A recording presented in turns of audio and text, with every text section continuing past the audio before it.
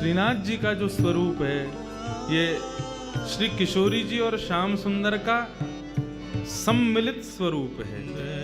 जो उठी हुई भुजा है श्रीनाथ जी की, ये अर्ध अंग श्री किशोरी जी है, और जो कटी भाग पर जो भुजा है ये अर्ध अंग ये श्याम सुंदर है। एक कथा आती है, जब श्री गोवर्धन में श्रीनाथ जी विराजते थे तो राजभोग आरती करने के पश्चात गोसाई जी जब ठाकुर जी के कपाट बंद कर देते,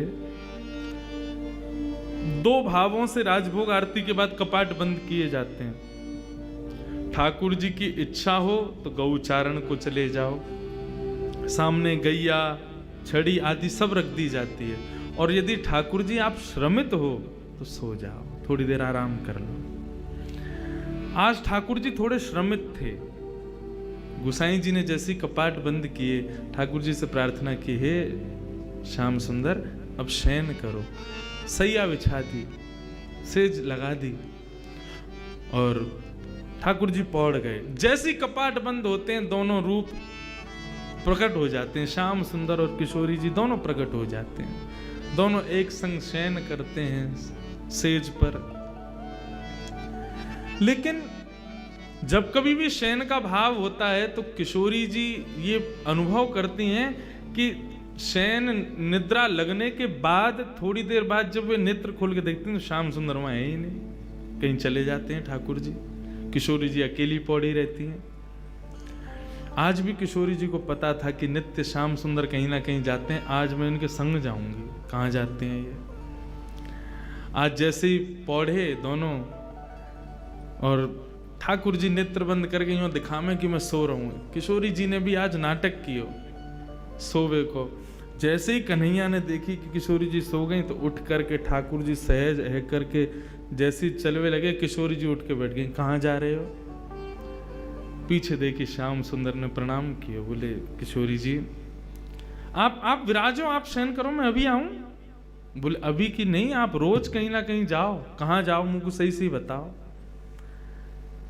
ठाकुर जी बोले एक भक्त है वासो मिलवे जाऊं मैं। कौन सा भक्त?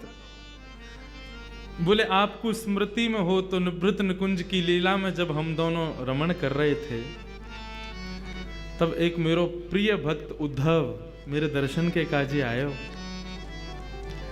ललिता विशाखा दोनों ने वासे मना करी कि निवृत्त निकुंज में दोनों श्यामा श्याम लीला कर रहे हैं, भीतर प्रवेश मत करियो उद्धव, भीतर हम लोगों को भी प्रवेश नहीं है तो तुम तो बिल्कुल ही मत करना। लेकिन उद्धव ने उनकी बात नहीं मानी और उद्धव भीतर प्रवेश कर गए। तो जैसे उद्धव प्रवेश किए तो ललिता विशाखा में से किसी एक ने श्री उद्धव जी को श्राप दे दिया। तुम हट करके भीतर जा रहे हो ना, हमारी बात नहीं मान रहे हो। निवृत्त निकुंज है, यहाँ पे कोई प्रवेश नहीं कर सकता, केवल श्याम सुंदर और किशोरी जी रहते हैं, लेकिन तुम हट पूर्वक भीतर प्रवेश कर रहे हो। हम श्राप देती हैं तुम नेत्रहीन हो जाओ, तुमको भीतर कुछ नहीं दिखेगा। भीतर जब उद्धव जी पहुंचे कुछ नहीं दिखा। ठाकुर जी बोल रहे हैं अरे उद्धव तुम कैसे आए, आओ विराजो। उद्धव जी बोले लाल जी आप कहाँ हो? बोले मैं यहीं तुम्हारे सामने बैठा हूं। उद्धव जी बोले लेकिन मुंह को दिख तो नहीं रहे भगवान। किशोरी जी बोली अरे उद्धव ने ध्यान से देखो, हम सामने ही तो बैठे हैं तुम्हारे। उद्धव जी ने खूब प्रयास किया लेकिन ठाकुर जी नहीं दिखे। यमुना जल से जाकर के नेत्रन को प्रक्षालन किया लेकिन फिर भी ठाकुर जी को दर्शन नहीं भयो। तब ठाकुर जी उद्धव जी को लेके बाहर आए। विशाखा से पूछी उद्धव को दर्शन क्यों नहीं है रे? तब विशाखा ने बताई कि हमने श्राप दियो है, निवृत्त निकुंज में बिना आज्ञा के प्रवेश कर रहे थे इसलिए श्राप किया है कि ये देख नहीं पाएंगे। उद्धव जी चरणन में गिर गए, भगवान मैं आपके दर्शन के बिना कैसे जीऊंगा? ठाकुर जी बोले उद्धव तुम चिंता मत करो, अब कलिकाल में मैं और किशोरी जी दोनों धराधाम पर लीला के लिए विराजेंगे और वह लीला को दर्शन सबको नाय होए करेगो, कछु प्रेमी जनन को ही होए करेगो। उन प्रेमीन में तुम अग्रगण्य होगे और तुम मेरे प्रिय भक्त सूरदास बन करके इस धराधाम पर विराजोगे। और श्री उद्धव जी महाराज ही सूरदास जी के रूप में पधारे। जा दिन से सूरदास जी शरणागत भय श्रीमद वल्लभाचार्य जी के, वादन से नित्य राजभोग के बाद ठाकुर जी छलांग के चले जाएं और सूरदास की कुटिया में बैठ कर के वहां पर सूरदास के सुंदर भावन को श्रवण करें। मेरो प्रिय उद्धव है। ठाकुर जी बोले मैं वहीं जा रहा हूं। किशोरी जी बोली मैं भी चलूंगी संग में, आप अकेले नहीं जाओगे, और यदि आप अकेले गए, मोकू नहीं लेके गए संग में, तो मैं आज गुसाई जी से आपकी शिकायत कर दूंगी।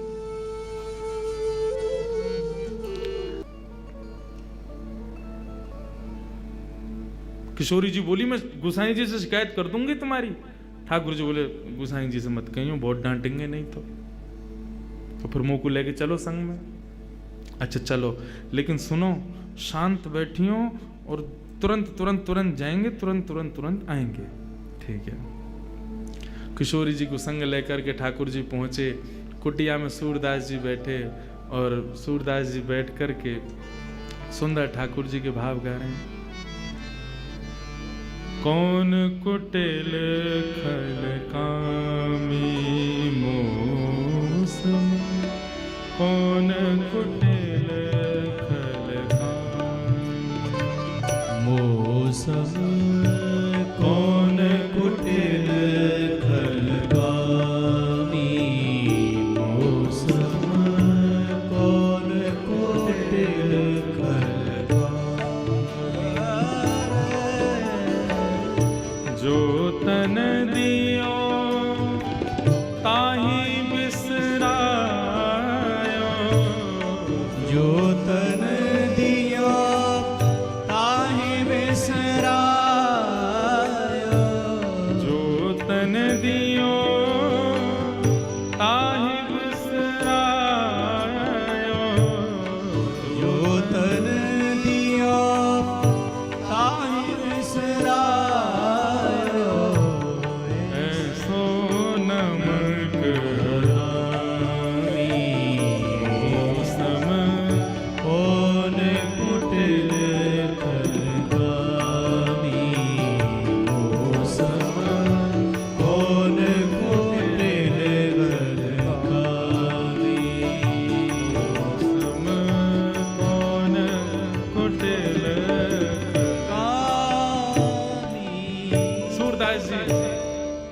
कर रहे हैं। इतने में ही श्याम सुंदर किशोरी जी दोनों पहुंच गए।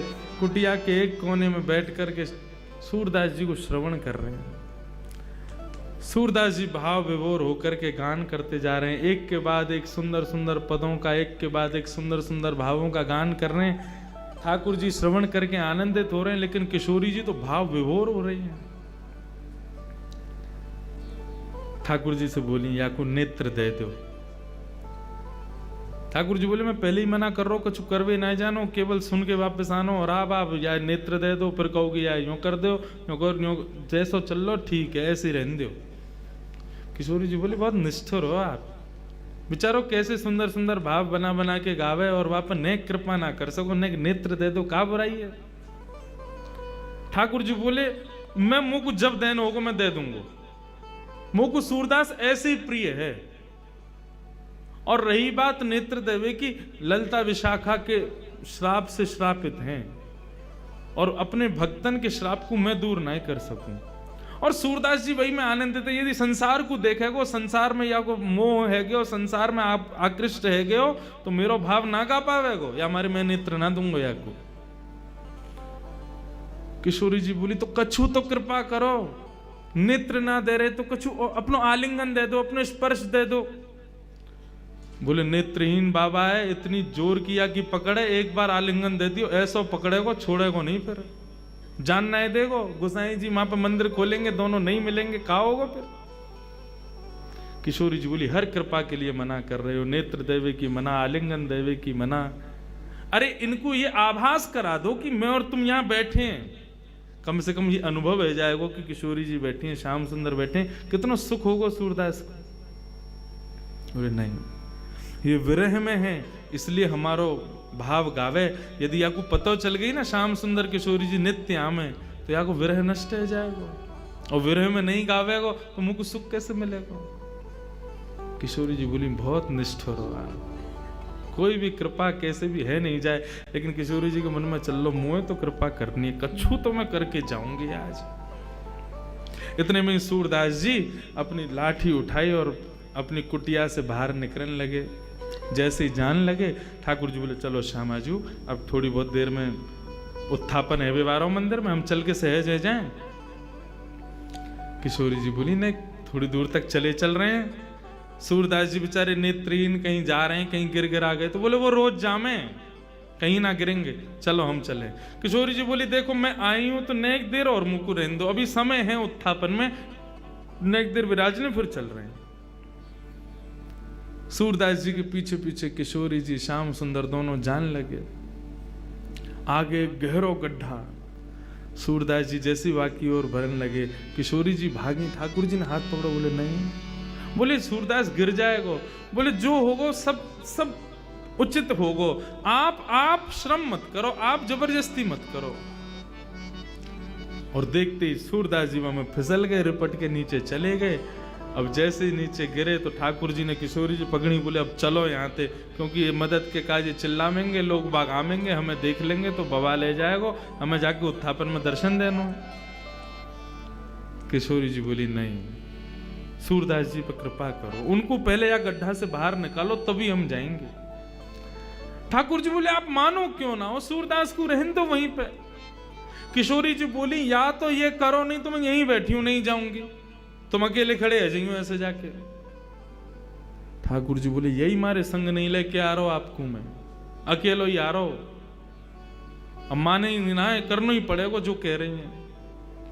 कहा करूं बताओ, बोले अपनी काली कमरी उतारो, नीचे बाकू डारो, सूरदास को बोलो कि काली कमरी पकड़ के ऊपर चढ़ के आ जाए। स्पर्श को ना कह रही हूं मैं, बस कमरी पकड़ करके नेक ऊपर खींच लियो, जैसे ऊपर आ जाएगा कमली छुड़ा के हम दोनों भाग लेंगे यहाँ से। ठाकुर जी बोले ठीक है, नीचे अपनी कमली लटकाई, बाबा ओ बाबा। जैसे सूरदास जी ने बाबा शब्द सुनो, रोम रोम नृत्य करने लगो। बोले स्वर साधारण मानव को नहीं है, ये स्वर साधारण जीव को ना है सके। जा स्वर को सुनकर के रोम रोम प्रफुल्लित है रहो, जा स्वर को सुनकर के मन रूपी मयूर नृत्य कर रहा है, जा स्वर को सुनकर के नेत्रन से अश्रुपात है रहो, जा स्वर को सुनकर के हाथ पांव कंपित है रहे, ये सामान्य मानव को स्वर ना है सके। कौन है भैया, कौन बुला रहा है? अरे बाबा मैं यही पास के गांव को हूं, आप गिर गए हो नीचे, आपकी सहायता करवे आया हूं बाबा। अच्छा भैया कैसे निकालेगो बाहर? बोले मैंने अपनी काली कमली यहाँ में डाल दी है, आप बाकू पकड़ करके ऊपर चढ़ जाओ, मैं खींच लूंगा। सूरदास जी बोले हाँ भैया कितकू है? बोले इतकू है। सूरदास जी गए, जैसे ही ठाकुर जी को पटका पकड़ो, पटका में से आ रही इत्र की सुगंधी, और ये इत्र की सुगंधी वही थी जो आज श्रृंगार के दर्शन के समय गोसाई जी ने इत्र प्रदान किया, तो वही इत्र है। सूरदास जी मनी मन प्रफुल्लित है गए, बोले ओहो ये तो निश्चित ही श्याम सुंदर पधारे। जैसे ही सूरदास जी ऊपर चढ़ने लगे, अकेले कन्हैया पे खींचे नहीं, नेक से कन्हैया। ठाकुर जी बोले खड़े खड़े देख रही हो, सब हमसे करवा रही हो, आओ न खींचो मुझको। सूरदास जी को ठाकुर जी खींच रहे हैं, ठाकुर जी की कमर पकड़ के किशोरी जी खींच रही है। बस यही तो चाहिए किशोरी जी को, कैसे कृपा होनी चाहिए। और जैसे ही खींच करके ऊपर लाए, सूरदास बोलो बेटा आज मत चूक जाइयो, बहुत वर्षन से चूक रहो तू, आज मत चूक जाइयो, पकड़ लियो। दोनों आए, जैसे ही बाहर निकले सूरदास जी ने ऐसी स्वयं को ठोकर लगाई कि ठोकर लगाते गिरे। ठाकुर जी तो हट गए, पीछे खड़ी किशोरी जी के दोनों चरण सूरदास जी के हाथ में आ गए। और जैसे ही हाथ में चरण आए, सूरदास जी ने कस करके पकड़ लिए। अब किशोरी जी को ठाकुर जी कहते जल्दी भगो, पकड़ ले गो बाबा। जैसे ही पाम छुड़ा के भगी तो किशोरी जी की एक पाजेब सूरदास जी के हाथ में रह गई। सूरदास जी ने तुरंत अपनी कांख में दवाई ली, बस मन ही मन बड़े प्रसन्न रहे। बोले इतना ही सही बहुत है, कछू तो है मेरे पास, कभी तो आमेंगे लेवे। जैसे ही दौड़े दोनों, किशोरी जी चली, श्याम सुंदर मुझको ऐसा लगे मेरी एक पाजेब की आवाज ना आ रही। जैसे ही अपने अंग चरणन को देखो तो बोले अरे मेरो पाजेब तो वहीं रह गयो, मेरी पायल रह गई कन्हैया, चलो लेके आवेंगे। ठाकुर जी बोले दूसरी धरा दूंगो, भाई लेवे मत चलो। ना ना वही चाहिए मुझको। अरे वो साधारण ना है, मेरी सखी सहचरीन ने कैसी मिन्नत करके कैसी मेहनत करवा करके बनवाई और मुझको बहुत प्रिय, वही चाहिए मुझको। ठाकुर जी बोले यही मारे ना लाऊं मैं तुम्हें, कितनो श्रम है रो, नेक देर में हमको सहज होनो, मंदिर में पहुंचनो, दर्शन करवे के दर्शनार्थी पधारेंगे सब, आप माने ना है। किशोरी जी बोली वही पाजेब चाहिए, चलो। ठाकुर जी गए लेकर के, दूर खड़े हैं, सूरदास जी बैठे हुए हैं, बैठ करके और प्रेम से हरि स्मरण कर रहे हैं। इतने में ठाकुर जी दूर से बोले बाबा।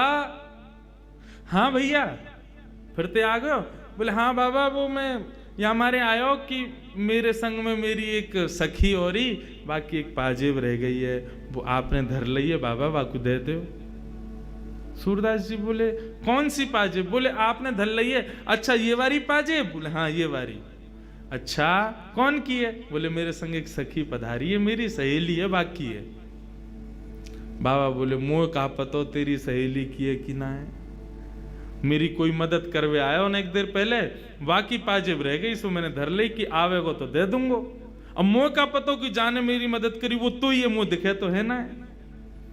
ठाकुर जी बोले अरे मैं ही हूं बाबा, मैंने ही कृपा करी, मैंने ही आपको निकारो बाहर। सूरदास जी बोले मैं ना मानू भैया, कहीं मैंने पाजेब दे दी और जाने मेरी सहायता करी, कहीं वो आगो तो और वो कहे कि मेरी पाजेब दो, तो मैं तो दुबधाम पड़ जाऊंगा, मुझे तो पता ही ना है कौन की है। बोले बाबा सब छोड़ो, यूं बताओ कैसे दोगे? बोले ऐसे दूंगो, एक पाजेब मेरे पास है, एक तुम्हारे पास होगी। बोले हाँ, बाकी पहचान करा दो। बोले कैसे होगी पहचान? बोले लाओ मेरे घुटने पे जा, पाम में पाजेब है, वह पाम को धरो, मैं अपने हाथन से स्पर्श करके वह को अनुभव कर लूंगा, जैसे अनुभव हो जाएगा दूसरी पाजेब दे दूंगा। श्याम सुंदर बोले नहीं किशोरी जी ये नहीं करना है। किशोरी जी बोले चुप रहो, तुम जा रही हो। किशोरी जी आगे आगे बढ़ती जा रही हैं, अपनो पाम धरवे जा रही है सूरदास जी के सुंदर अंग पे। लेकिन ठाकुर जी बार बार रोके, किशोरी जी मत जाओ, बाबा पकड़ ले को। बोले आज पकड़न दो या को।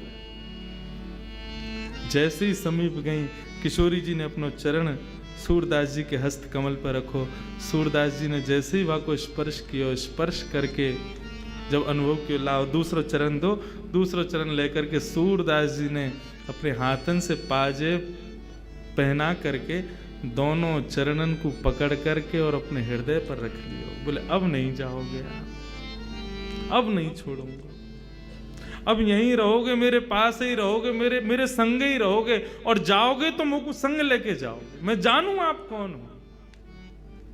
ठाकुर जी बोलो किशोरी जी मैं पहले ही कह रहे हो ना, ये बाबा माने को नहीं, पकड़ ले को। किशोरी जी के नेत्र सजल है। बोले अब या बाबा को समय आ गयो, लाल जी या को दर्शन दो। ठाकुर जी गए सन्मुख। बोले बाबा कहा चाहिए? बोले कछु नहीं चाहिए, केवल हरि दर्शन की प्यासी अखियां, बस आप दोनों के युगल स्वरूप को दर्शन कर लूं, मेरा जीवन वही में ही आनंदित है जाएगा। श्याम सुंदर ने अपने हाथन से जैसे ही सूरदास जी के नेत्रन को स्पर्श किया, बोले बाबा नेत्र खोल करके देखो। जैसे ही सूरदास जी ने नेत्र खोले हैं, सामने युगल स्वरूप खड़ो भयो है। सूरदास जी पर कृपा करवे के काजे दोनों श्यामा श्याम खड़े करके मंगल दर्शन प्रदान कर रहे हैं। सूरदास जी एक एक अंग को दर्शन कर रहे हैं, आनंदित है रहे हैं, नृत्य कर रहे हैं, झूम रहे हैं, गा रहे हैं, बार बार प्रणतिपात निवेदन करके प्रणाम कर रहे हैं। ऐसा सुंदर युगल स्वरूप को दर्शन करके सूरदास जी आनंदित है गए।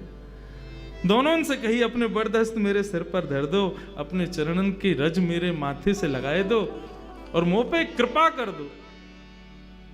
कहा कृपा करें? कर तो दई, दर्शन दे तो दिए। सूरदास जी बोले ना, मुंह को फिर से नेत्रहीन बनाए दो। जिन नैनन में आप बस गए, उन नैनन से अब दुनिया को ना देखना चाहूं मैं। आप कृपा करके मुंह को फिर से नेत्रहीन बनाए दो। ऐसी करुणामयी है श्री किशोरी जी। मोहे तो भरोसो